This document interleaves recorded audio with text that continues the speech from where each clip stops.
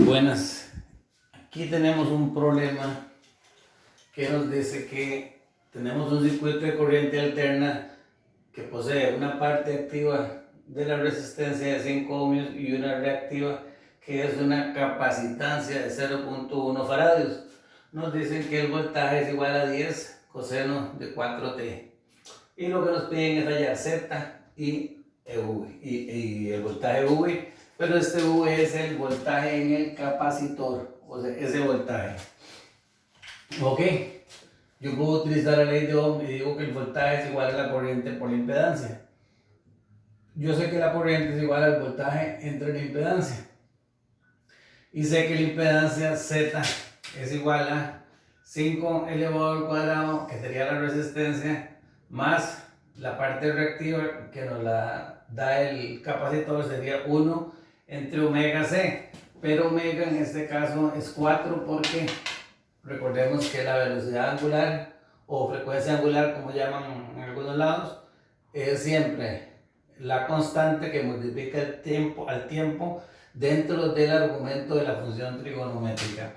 Ok, entonces tendríamos 4 multiplicado por la capacitancia, pero la capacitancia aquí nos dice es 0.1. Esto que está aquí sería la reactancia capacitiva, eso iría elevado al cuadrado, y de aquí obtenemos que Z es igual a, colocamos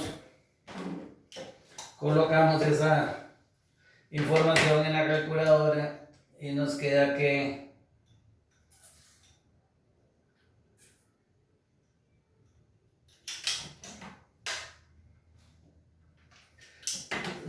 Z es igual a 5.6. Esos 5.6 serían ohmios, ¿verdad? Pero hay una parte que es el ángulo que nos va a formar, o sea, el ángulo que va a tener esa impedancia. ¿Y cómo yo tengo el ángulo de la impedancia? Bueno, el ángulo zeta es igual a el arco tangente, que lo colocamos en la calculadora Casio como tangente a la menos 1 de la parte reactiva. Sería 1 entre 4 por 0.1, eso es 2.5 dividido entre la parte activa, que serían 5. Y esto, aquí hay que tener cuidado porque debemos recordar que el ángulo de la reactancia de un capacitor siempre es en la dirección menos J, por lo cual lo vamos a colocar como menos. De aquí obtenemos entonces que Z es igual a 5.6 con un ángulo de menos 26,7 grados. Ok, ya ahí tenemos la impedancia y tenemos el voltaje, por lo cual podemos obtener la corriente que está circulando por el circuito.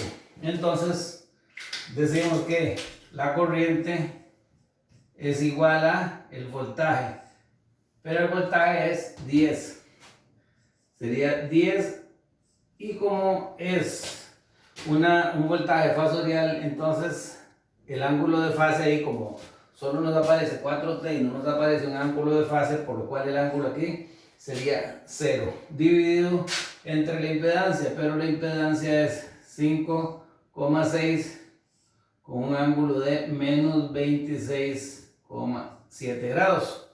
De aquí podemos decir que la corriente es igual 10 dividido entre 5,6 nos daría 1.79 amperios con un ángulo de menos 26.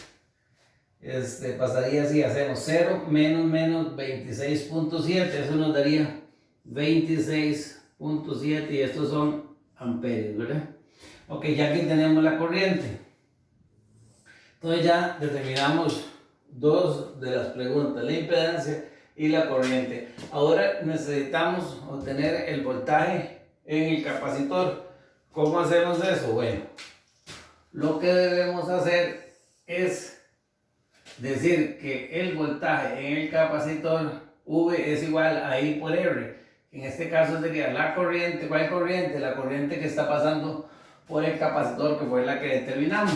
Entonces sería la corriente multiplicado por la reactancia capacitiva, que la reactancia capacitiva es 1 entre 4 por 0,1, que nos dio 2,5.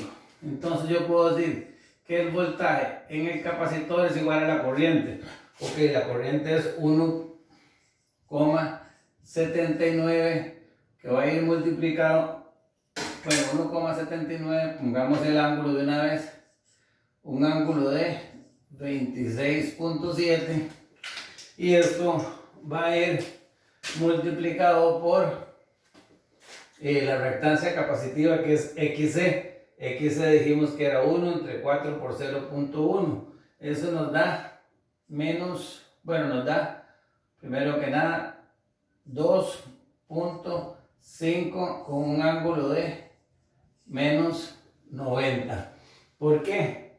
Porque es menos J. Cuando yo hago esta multiplicación 2,5 por 1,79, entonces sería 2,5 por 1,79.